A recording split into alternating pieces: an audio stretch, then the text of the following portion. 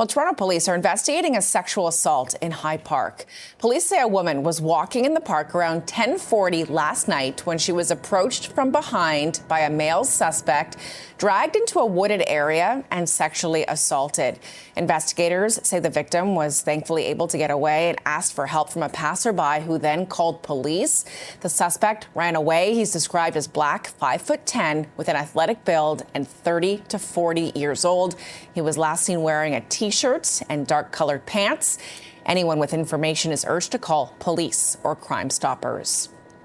And for the very latest on this investigation, we're joined live now by Toronto Police Constable Stephanie Miceli. Constable, thanks for making time for us right now. Let's talk about the state of the investigation right now. What's happening on the ground in High Park, along with behind the scenes, to try to find the person that police believe is responsible for this assault? Yeah, so officers continue to investigate this sexual assault. Like you said, last night we received the call and responded at approximately 10:40 p.m. to High Park for reports of a sexual assault.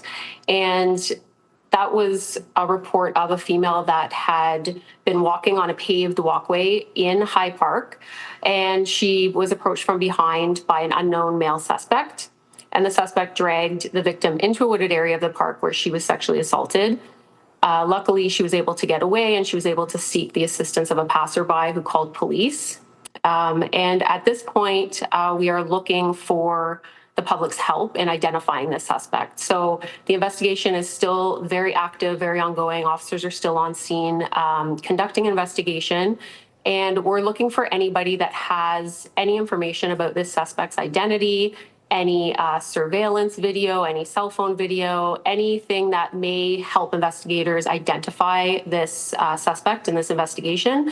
We would like to hear from them. So we would ask that anybody reach out to investigators that has any information. Doesn't matter how small you think it is. It could be a critical piece of information that could help us identify the suspect in this case. Obviously, Constable, this is an incredibly troubling, situation for not only the woman who is victimized by this individual, but for the entire city. It does something to, shake the safety of people who could innocently go out for a walk at High Park or any of the other city's parks. Can you talk about the urgency to find this individual now? Does it look like this was a random attack? Was the suspect, as far as we know, following this woman in the park for a while before the assault happened? Or what were some of the circumstances here?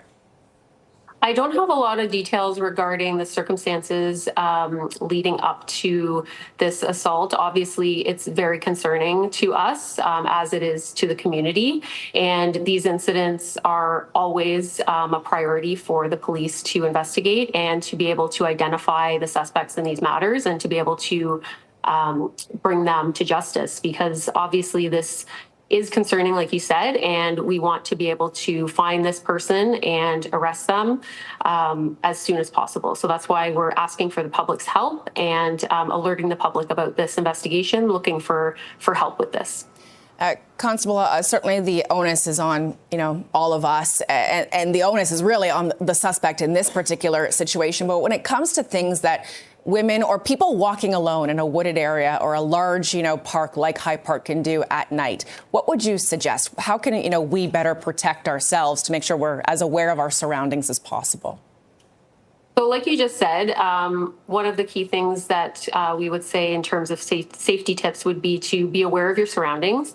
That's a very key public safety tip that we would advise people.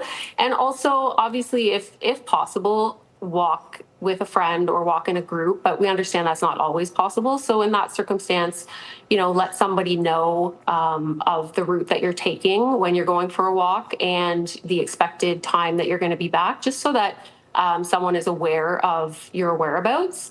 So those are our two major things that we would say to people in this situation. Constable Stephanie Miceli from Toronto Police, thanks for your time this afternoon. Thank you.